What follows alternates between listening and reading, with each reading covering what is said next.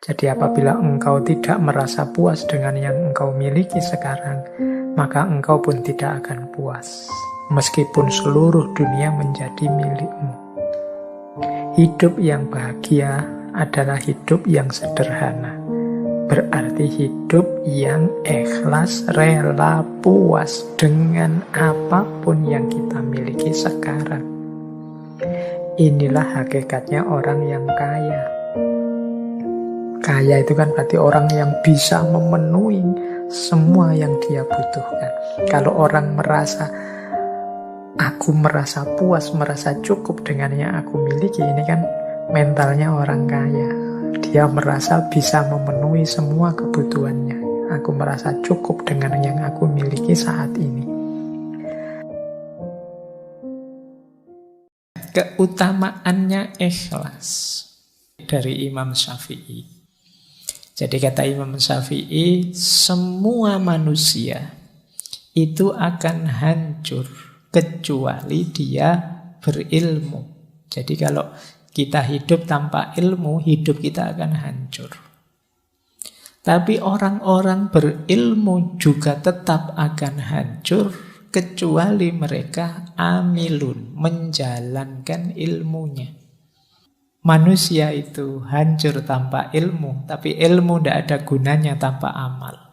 Dan orang yang beramal pun pada akhirnya juga akan hancur kecuali orang-orang yang ikhlas. Kalau kita mengamalkan ilmu dengan target macam-macam yang selain ilmu, Pak, saya ingin kaya, saya ingin sukses, saya ingin jadi pejabat, saya ingin apa saja. Di luar Allah, pada akhirnya juga mungkin kita kecewa, mungkin kita gagal, mungkin kita kehabisan banyak daya, energi, mungkin umur kita habis sia-sia dan lain sebagainya. Beda kalau kita targetnya Allah saja. Kecuali orang-orang yang ikhlas. Orang-orang ikhlas itu ya ujiannya banyak, tantangannya banyak. Dia harus hati-hati. Nanti kita lihat ada banyak sekali tantangan-tantangan orang ikhlas. Bahwa manusia itu berharga karena ada rohnya, nyawanya. Tapi nyawa manusia yang hidup ini berharga ketika ada ilmunya. Ilmu ini berharga ketika ada amalnya. Dan amal ini berharga ketika ada ikhlasnya.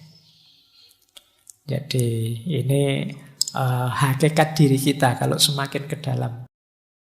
Ikhlas itu berarti bersihnya hati dari apapun selain Allah. Kok ada yang selain Allah masuk dalam batin kita? Nah, saatnya kita bersihkan. Setelah bersih, disitulah maka namanya ikhlas. Ini nanti bisa kalian pakai sebagai argumen kenapa sih surat Al-Ikhlas itu tidak ada satupun kata-kata ikhlasnya tapi disebut Al-Ikhlas. Karena dalam surat Al-Ikhlas itu sangat ditegaskan kebersihan jiwa kita dari apapun selain Allah. Jadi Qul huwallahu ahad, Allahus somad. Allah lah satu-satunya tempat bergantung. Jadi makanya suratnya disebut surat Al-Ikhlas. Fokus hanya pada Allah saja yang ada. Bagaimana kau merasa bangga akan dunia yang sementara?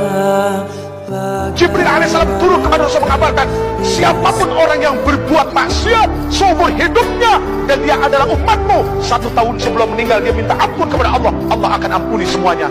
Rasulullah bilang apa? Aduh malaikat Jibril, kelamaan. Balik kepada Allah. Rasulullah tahu kualitas umatnya.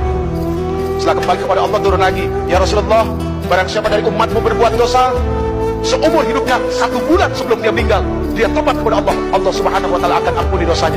Apa Rasulullah bilang? Aduh malaikat Jibril, jangan deh, kelamaan, umatku lalai. Kembali lagi kepada Allah, turun lagi, ya Rasulullah, barang siapa dari umatmu dia berbuat dosa seumur hidupnya 1 minggu sebelum meninggal, dia bertobat kepada Allah, Allah akan ampuni. Tapi apa yang dikatakan Rasulullah SAW? Aduh jangan, malaikat Jibril jangan. umatmu lalai. Lihat, sayang gak Rasulullah sama kita, cinta gak Rasulullah sama kita. Akhirnya kembali lagi kepada Allah. Lalu kemudian turun, ya Rasulullah, Allah berkirim salam kepadamu. Barang siapa dari umatmu dia melakukan dosa, melakukan keburukan seumur hidupnya, 1 tahun, 1 bulan, 1 minggu, 1 hari, bahkan ketika ruhnya yagargir, malam yagargir, gara-gara berbulak-balik di tenggorokan, dia tak bisa berkata apapun kepada Allah, tapi matanya menatap memohon kepada Allah, hatinya bersungguh-sungguh kepada Allah, minta ampun kepada Allah. Allah Subhanahu wa ta'ala akan memberikan ampunan kepada mereka. Itu mahal luasnya ampunan Allah. Tapi sayang 1000 sayang, Allah gak pernah bosan ngampunin hambanya. Cuma hambanya yang kadang-kadang bosan minta ampun kepada Allah. Bila waktu telah memanggil, teman sejati hanyalah amal. Bila waktu telah terhenti, teman sejati tinggallah sepi.